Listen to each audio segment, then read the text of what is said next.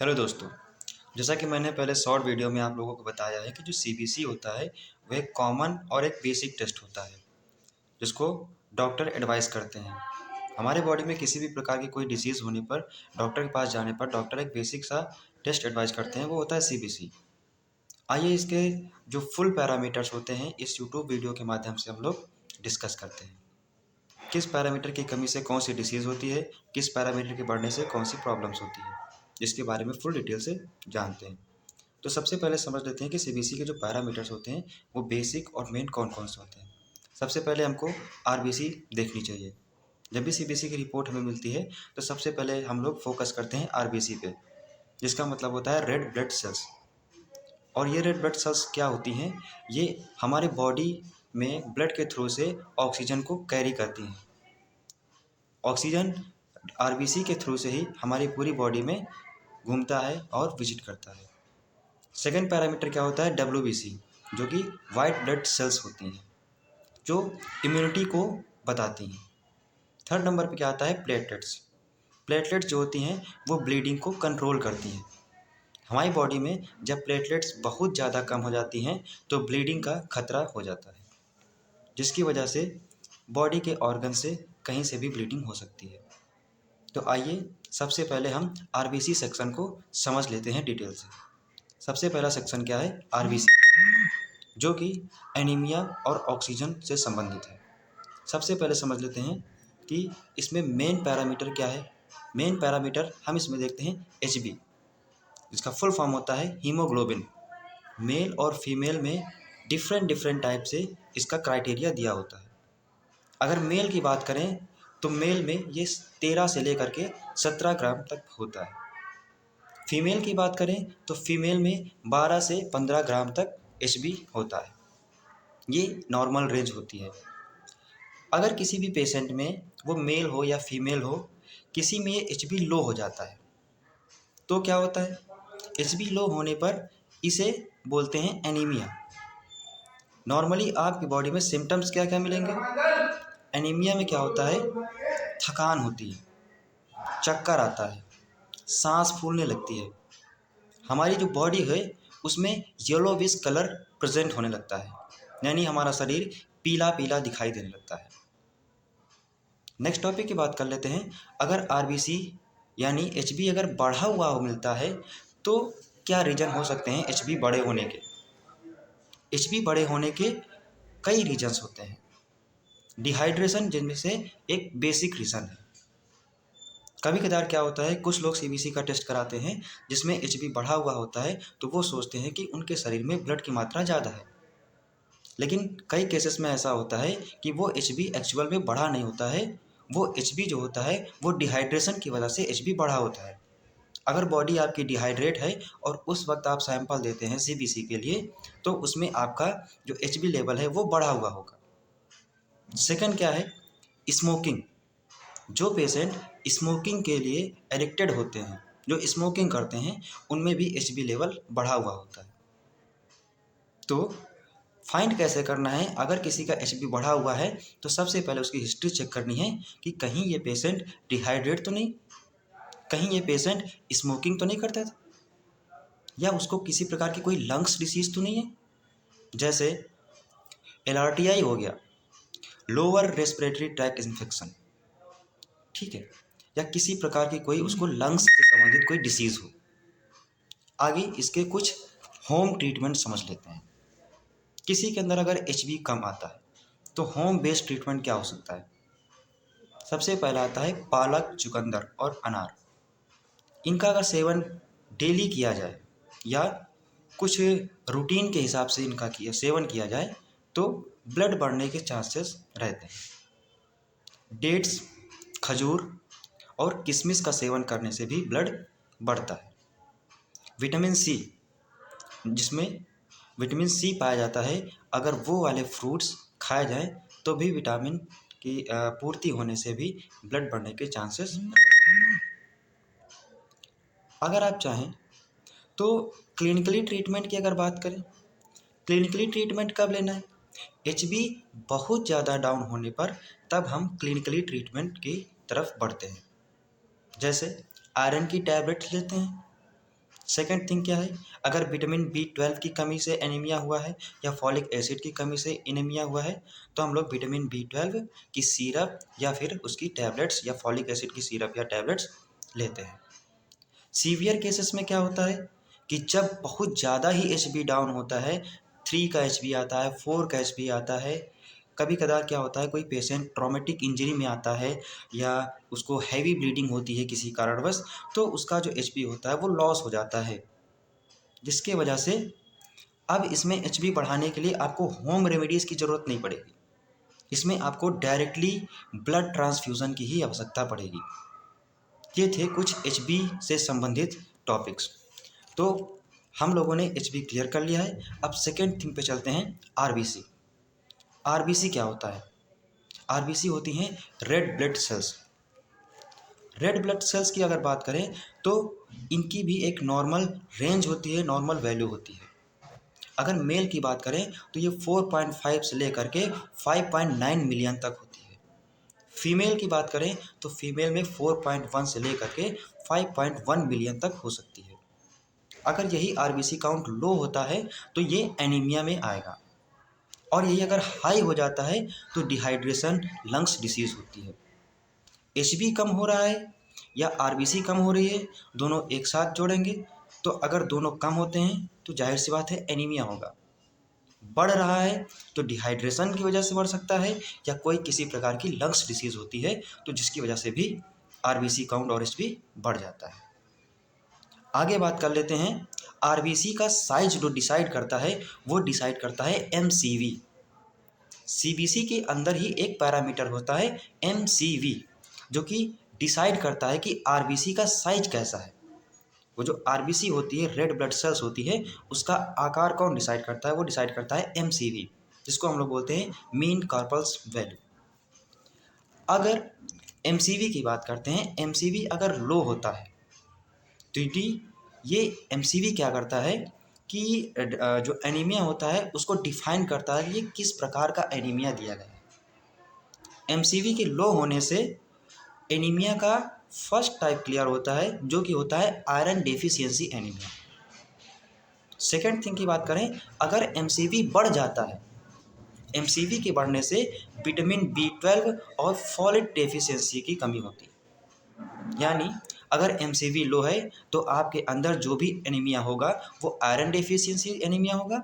अगर MCV बढ़ा हुआ है तो विटामिन B12 या फॉलिक एसिड की डेफिशिएंसी की वजह से एनीमिया है।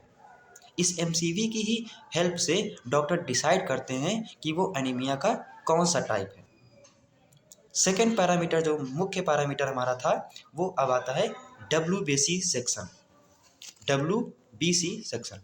WBC का मतलब होता है वाइट ब्लड सेल्स, जो कि दर्शाता है कि बॉडी में इन्फेक्शन किस तरह का है और हमारी बॉडी का इम्यूनिटी पावर स्ट्रांग है या फिर कमज़ोर है। अगर टोटल WBC काउंट की हम बात करें तो जो नॉर्मल रेंज होती है वो 4000 से लेकर के 11000 तक की होती है। इसके घटने और बढ़ने के बारे में जानकारी लेते हैं। अगर WBC ज़्यादा लेवल बढ़ा जा रहा है, WBC काउंट ज़्यादा हो रहा है, तो वो इन्फेक्शन का खतरा दिखाता है, बैक्टीरियल इन्फेक्शन हो सकता है। स्ट्रेस ज़्यादा लेने से तब भी WBC बढ़ जाता है। बॉडी में किसी भी प्रकार का अगर इन्फ्लामेशन है, कहीं चोट लग जाती है, इन्फ्लामेशन हो जाता है, तो WBC का जो काउंट होता है वो बढ़ जाता है। लो WBC की बात करें, यानी कि वाइट ब्लड सेल्स अगर कम होती है तो वो किस वजह से कम होती है? यदि कोई वायरल इन्फेक्शन हो गया अंदर या किसी प्रकार से आपकी इम्यूनिटी पावर कमज़ोर हो गई है, वीक इम्यूनिटी पावर हो गई है, तो WBC जो है काउंट वो डाउन हो जाता है। किसी प्रकार से अगर बोन मेरो में अगर कोई कमी आ रही है, कोई प्रॉब्लम क्रिएट हो रही है, तो भी WBC जो है वो कम हो जाता है। तो CBC की रिपोर्ट में हम लोग कैसे फाइंड करेंगे? अगर WBC डाउन जा रही है तो इसका मतलब 3 चीज़ें हो सकती हैं मुख्यतः, कि आपके अंदर वायरल इन्फेक्शन हो सकता है, इम्यूनिटी पावर लो हो सकती है, बोन मेरो में प्रॉब्लम हो सकती है।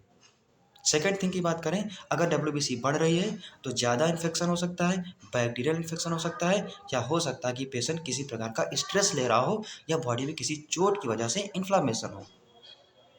सेकेंड थिंग की बात कर लेते हैं।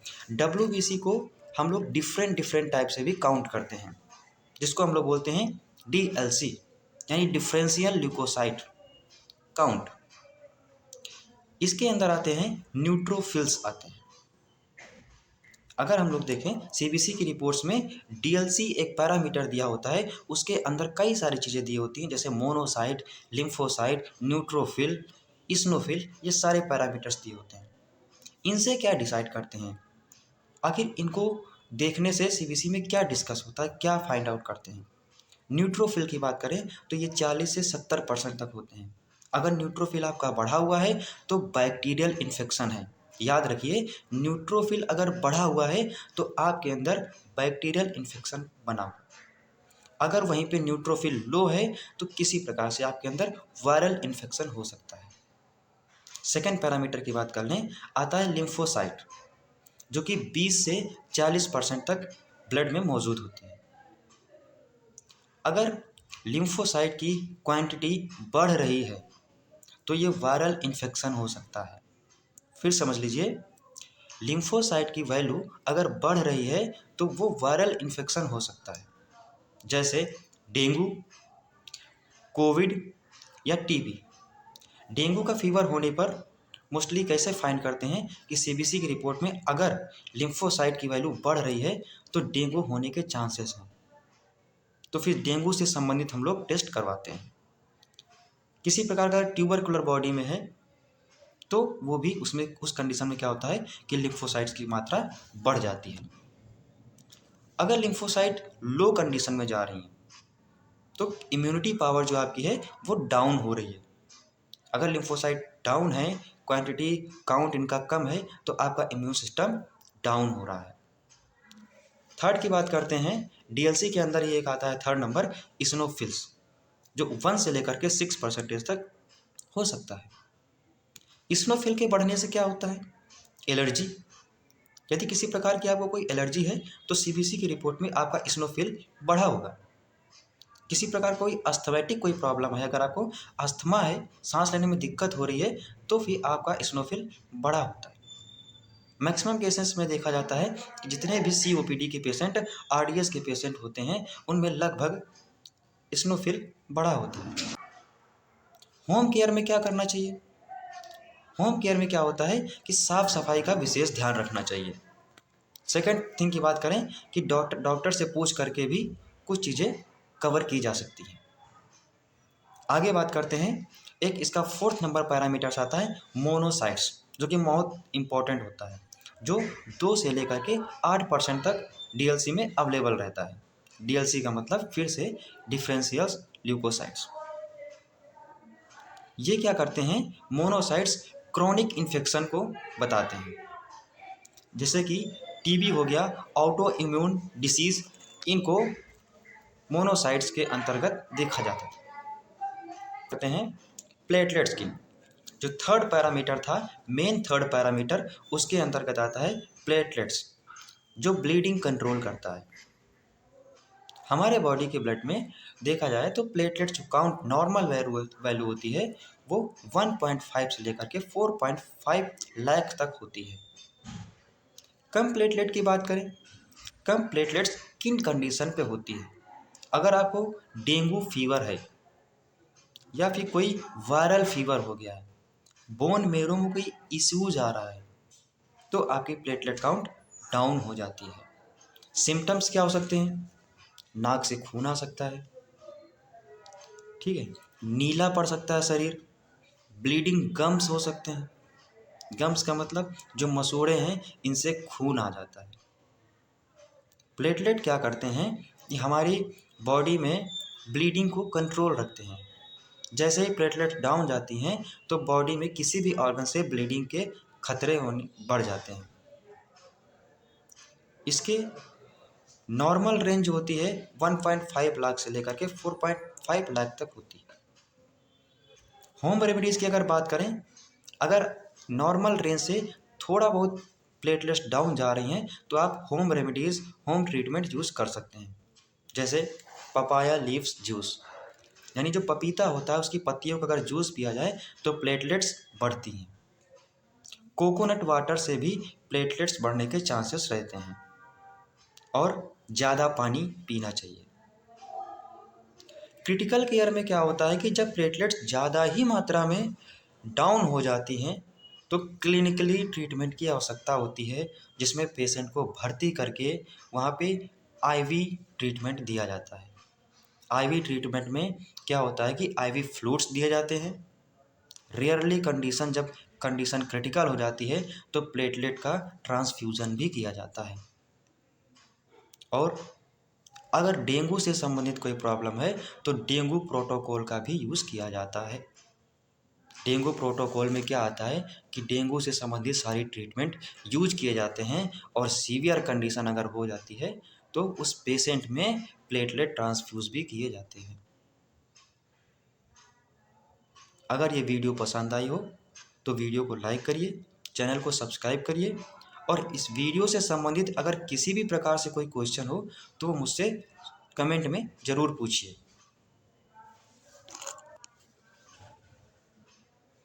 अगर ये वीडियो पसंद आई हो, वीडियो नॉलेजेबल लगी हो तो वीडियो को लाइक ज़रूर करिए और चैनल को सब्सक्राइब करिए। ये मेरी पहली वीडियो थी। इस वीडियो के माध्यम से जितनी भी जानकारी मिली हो मुझे कमेंट के माध्यम से बताएं। अगर आप मेरे से शुरुआत से जुड़े रहते हैं तो मैं इस सीबीसी की रिपोर्ट से लेकर के आपको आईसीयू तक का सफ़र तय कराऊंगा, जिसमें नॉर्मल से रिपोर्ट से पढ़ने से लेकर के आपको क्रिटिकल केयर कैसे की जाती है वहाँ तक मैं आपको लेके चलूँगा। अगर साथ